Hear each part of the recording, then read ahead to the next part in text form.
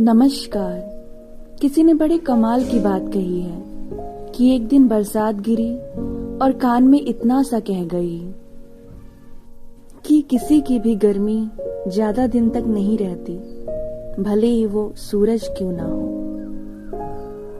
ये कहानी एक गरीब परिवार के लड़के की है जो शहर में आकर के पढ़ाई कर रहा था और नौकरी की तैयारी कर रहा था। उसने कुछ परीक्षाएं दे दी थी और कुछ परीक्षाएं देने के लिए वो तैयारी में जुटा हुआ था। एक दिन खुशी की बात हुई, उसके पास इंटरव्यू के लिए एक कॉल आया। अगली सुबह उस लड़के को दूसरे शहर में इंटरव्यू के लिए जाना था, लेकिन समस्या ये थी कि उसके पास पैसे नहीं थे। फिर इसने ढूंढा तो मुश्किल से इसको 50 रुपए ही मिले। गरीब परिवार का लड़का, शहर का खर्चा, पढ़ाई का खर्चा, समझ नहीं आ रहा था कि वो क्या करे। उसने सोचा दोस्तों से उधार ले, लेकिन फिर पता चला कि पहले से ही जो उधार ले रखी है उसे अभी तक उसने दिया नहीं है। वो निराश हो गया। फिर अगली सुबह हिम्मत करके एक जोड़ी अच्छे कपड़े पहन करके अपने सारे डॉक्यूमेंट्स लेकर के वो बस स्टैंड की ओर निकल के चलने लगा। वो सोच रहा था कि आज मैं कुछ ना कुछ तो कर लूंगा, कोई ना कोई जान पहचान का मुझे लिफ्ट वाला मिल ही जाएगा और मैं उसके साथ बैठ करके जा करके इंटरव्यू दे करके आ जाऊंगा। और मन ही मन ईश्वर को वो धन्यवाद दे रहा था कि प्रभु आपने मुझे इंटरव्यू के लिए कॉल लेटर दिया, इसके लिए मैं आपको बहुत धन्यवाद दे रहा हूँ। फिर वो बस स्टैंड पहुंचा। वहां वो पहुंचा तो पता चला कि वहां उसके कुछ जान पहचान का कोई भी नहीं है। बस स्टैंड पे चलने के लिए किराया चाहिए। लड़का फिर उदास हो गया, परेशान हो गया और वो फिर वहां से बाहर निकल आया। पास में देखा तो एक बहुत बड़ा सा मंदिर था।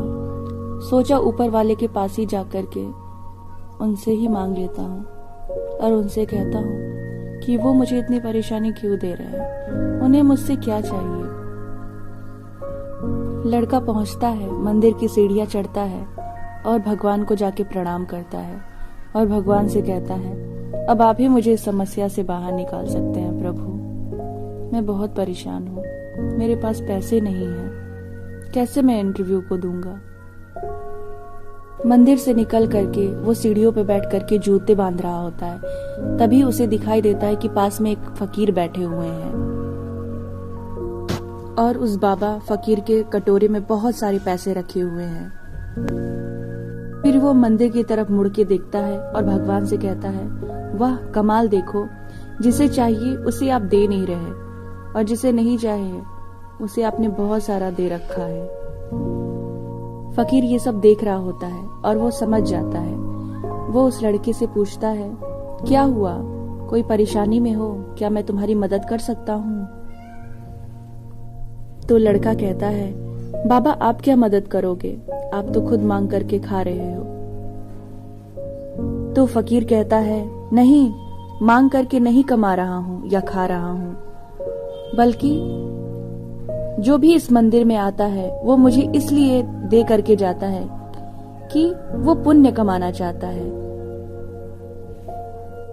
फिर फकीर कहते हैं, मैं तुम्हारी मदद कर सकता हूँ, बताओ बात क्या है। तो लड़का कहता है, मुझे इंटरव्यू के लिए जाना है और मेरे पास पैसे नहीं है और लगभग मुझे 500 रुपए की आवश्यकता है, कम से कम 500 रुपए चाहिए।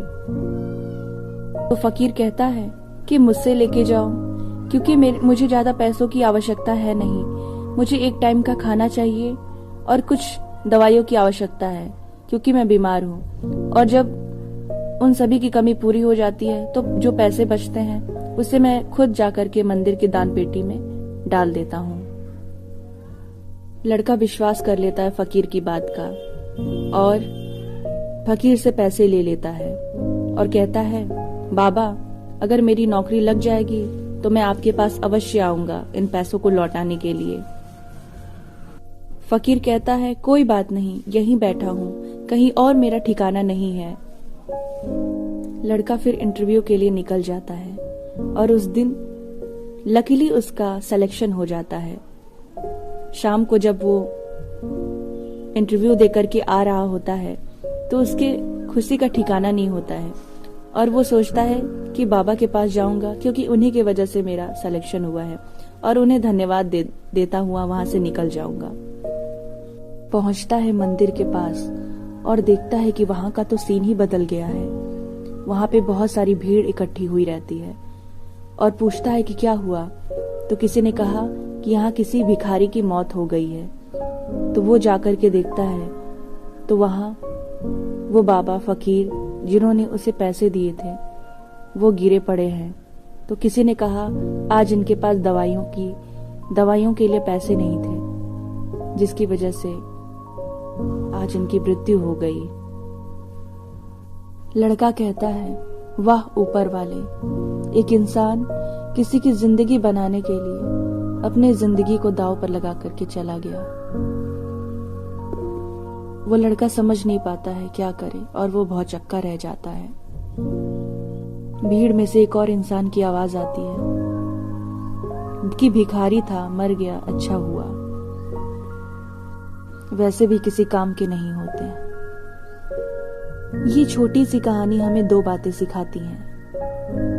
पहली बात कि हमेशा दूसरों पे विश्वास करो, उनकी मदद करो, क्योंकि हम जब मदद करेंगे तभी हम एक दूसरे को साथ लेकर के आगे बढ़ पाएंगे।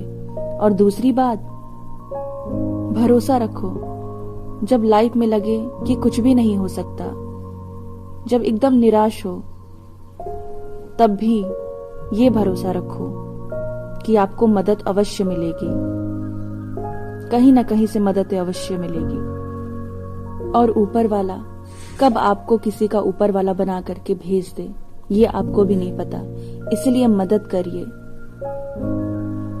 और यकीन रखिए कि आपकी जिंदगी में भी कोई ना कोई ऊपर वाला जरूर आएगा। अगर आपको हमारी इस कहानी से कोई सीख मिली हो तो हमें कमेंट करना ना भूलें, और अगर आपको ये कहानी सचमुच अच्छी लगी हो तो इसे ज्यादा से ज्यादा शेयर करें। आपका बहुत बहुत धन्यवाद।